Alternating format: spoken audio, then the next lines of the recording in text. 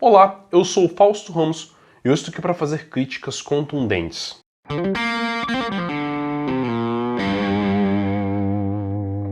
Para quem tiver interesse em apoiar mais o meu trabalho, eu vou deixar aqui na descrição um link para a minha campanha do Padrim. Vocês podem dar uma olhada nos tipos de recompensa que eu tenho e tornarem-se vocês também padrinhos e madrinhas do Causofia. Eu converso com vocês hoje a respeito da minha opinião sobre a lei da atração, pois é uma coisa que alguns seguidores têm abordado comigo recentemente.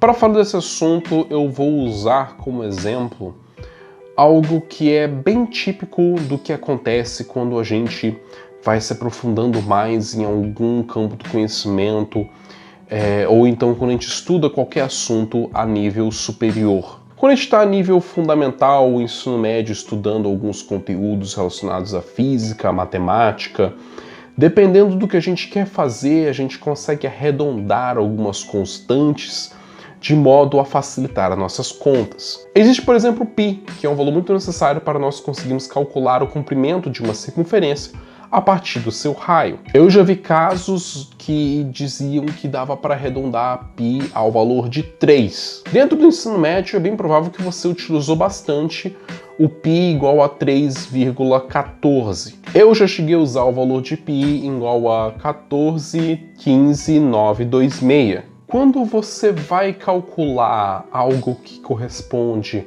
a um projeto de larguíssima escala, como por exemplo a construção do Large Hadron Collider, que foi o LHC, um acelerador de partículas na Europa, que tem um diâmetro que eu vou colocar aqui embaixo, que eu vou pesquisar direito melhor. Quantas casas depois da vírgula vocês acreditam que foi necessário utilizar no projeto de cálculo dos materiais necessários para construir algo com este diâmetro? Vocês acham que o valor de π igual a 3 seria preciso o suficiente?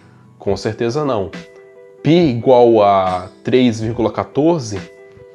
Também não. Acontece que quanto mais complexo é o que você está tentando construir na realidade, mais precisa ser a sua noção de realidade. Quando nós estamos no ensino fundamental, no ensino médio, nós estudamos genética a partir de Rzão, Rzinho, gene dominante, gene recessivo, e a gente fazia umas tabelinhas estranhas para calcular a partir do genótipo do pai, genótipo da mãe, sobre como seria a tabela de qual a probabilidade deles terem um filho com determinado genótipo dominante ou recessivo. Mas as pessoas que estudam a respeito desses assuntos biológicos a título de ensino superior vão te dizer que esses mecanismos são muito mais complexos do que Rzão, Rzinho, gene dominante, gene recessivo. E no ensino mais básico, fundamental e médio, a gente estuda aquilo que é necessário para a gente poder se virar no dia a dia. Mas isso não necessariamente nos dá um retrato muito fiel sobre como essas questões realmente funcionam. E, portanto, eu diria, em modo análogo, que a lei da atração é uma simplificação grosseira de questões que nós estudamos no campo ocultista e mágico, que acaba sendo funcional quando você não está interessado em entender a realidade e ter resultados mais contundentes, precisos e complexos. Inclusive, eu diria que a lei da atração pode ser redesenhada ou repensada, na minha concepção, como um princípio de sintonia. O que as pessoas lá falam sobre a lei da atração é que você atrai aquilo que você pensa, quase como se você fosse um imã, que as coisas viessem na sua direção a partir do momento que você fica mentalizando e pensando a respeito daquilo. E tentaram vender isso como se fosse um enorme segredo. Eu redesenharia isso como um princípio de sintonia, porque eu diria que, na verdade, é muito mais uma questão de você se sintonizar com os conteúdos psíquicos que se relacionam com aquilo que você sente que está precisando no momento. Há um ano atrás, caso você saísse de casa para ir na padaria, você teria alguns pontos de focos diferentes de você ir na padaria no contexto vigente de abril de 2020. Há um ano atrás, você se preocupava de ter todos os itens necessários para poder ir até a padaria. Então você certificaria de ter a sua bolsa, ou de ter a sua carteira, de ter a sua chave em mãos, e você muito provavelmente levaria o seu celular junto com você. Você se preocuparia de estar vestido a caráter para ir à padaria e não para ir a uma festa debutante. Ao chegar na padaria, você procuraria os itens que você normalmente gosta ou precisa procurar. Então você compraria alguns pães, você talvez levaria algum doce. Passando perto do caixa, você veria algum chiclete e você levaria junto da padaria. Ir até a padaria, no contexto vigente histórico da quarentena, é uma experiência totalmente diferente. Você precisa certificar de que você está levando uma máscara para poder usar para se proteger na rua. Você precisa ter certificado de que você está levando álcool em gel para poder higienizar a sua mão. Você vai andar na rua e você vai prestar muito mais atenção às pessoas que estão ao seu redor, se elas estão usando máscara também ou não. Caso alguém espirrar ou tossir perto de você, isso vai se destacar na sua percepção muito mais do que destacaria há um ano atrás. Você vai passar talvez por alguns itens na padaria que você compraria e que você não vai comprar porque você sente que, por conta da instabilidade econômica vigente, você não pode custear aquilo no momento. E de modo contraditório, você vai passar na seção de bomboniere com mais frequência. Você vai sentir necessidade de comprar um chocolate, talvez, para poder amenizar os efeitos de ficar isolado dentro de casa. Toda a sua experiência com a realidade, o contato com ela, muda a partir do momento em que a sua atenção, a sua necessidade é diferente. A sua experiência também seria muito diferente no simples ir à padaria, caso você estivesse, por exemplo, procurando um emprego.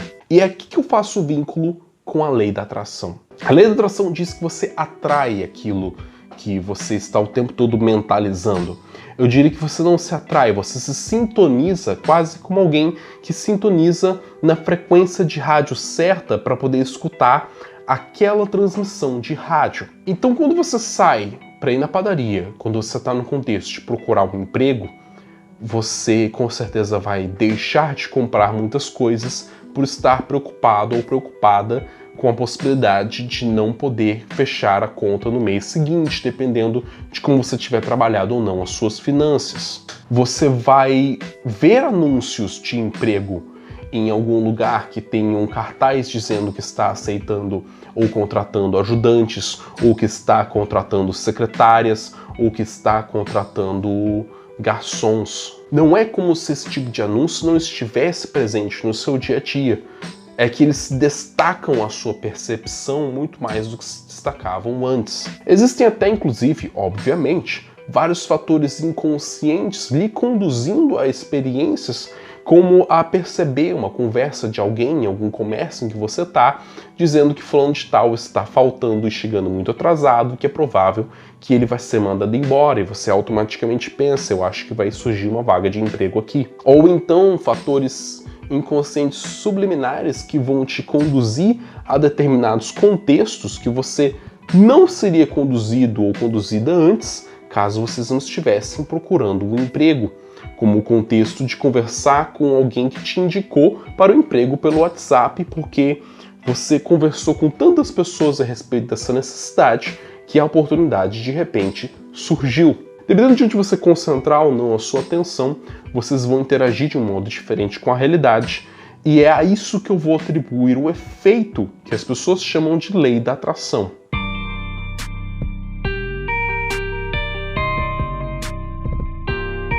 Eu diria que chamar isso de princípio de sintonia ou de lei da atração parece que não mudou muita coisa, mas na minha opinião muda muito, porque o uso de determinadas palavras muitas vezes vem associado com determinados discursos, e esses discursos vêm associados com determinados valores, inclusive ideologias. O que eu quero dizer com isso, valores e ideologias? Eu vejo muito o discurso de lei da atração sendo utilizado por pessoas que estão interessadas em atrair a atenção de outras pessoas que já têm a propensão a buscar um modo simplificado de ver o mundo, tão simplista quanto dizer π igual a 3. E o efeito de você estar em busca de pessoas que já têm a propensão a enxergarem o mundo de modo simplificado significa também que você tem mais chance de encontrar pessoas que têm baixa instrução ou são pouco instruídas intelectualmente e culturalmente. Eu e outras pessoas falamos muito sobre a necessidade de vocês se darem bem com os conteúdos escolares básicos antes de estudarem magia. E o motivo disso é porque se vocês não entendem bem sobre os assuntos já convencionais, como matemática, história, português, literatura, geografia, química e biologia, se vocês não dominam o básico sobre isso, vocês estão muito suscetíveis a serem ludibriados e enganados e feitos de bocó por pessoas mais espertas que sabem como manipular pessoas que têm baixa instrução escolar. A lei da atração vende para algumas pessoas essa ideia instantânea e fácil e simplificada de resolver os problemas na vida delas, principalmente problemas financeiros.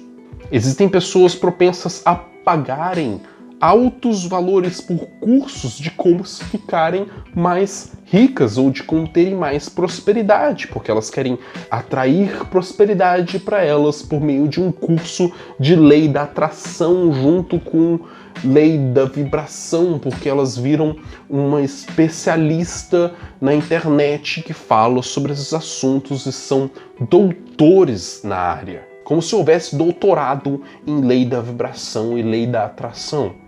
É impressionante a capacidade que essas pessoas têm de imbuírem-se de autoridade que elas não têm para coisas que elas não sabem.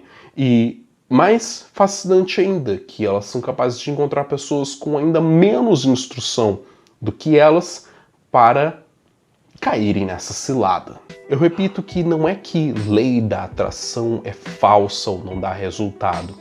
Eu diria que a lei da atração é uma forma simplificadíssima de compreender conceitos que, no contexto hermético, no contexto mágico, nós compreendemos o mecanismo por qual isso pode funcionar de modo muito mais profundo, mas que para você entender o mecanismo profundo, você precisa, pelo menos, dominar vários outros conteúdos de modo básico, antes de se aprofundar naquela arte e ciência que deveria de ser a arte e a ciência mais complexa de todas, que é um estudo profundo do real, um estudo profundo dos mecanismos pelos quais o nosso universo funciona.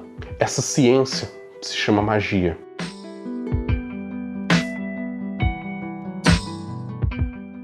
Quem quiser conhecer meu atendimento com consultas oraculares, eu vou deixar um link na descrição para vocês preencherem o formulário ou me procurarem por meio das minhas redes sociais para perguntarem mais a respeito do assunto comigo. Para mais críticas ferrenhas a charlatões, mantenham-se treinados com causofia. E até por acaso.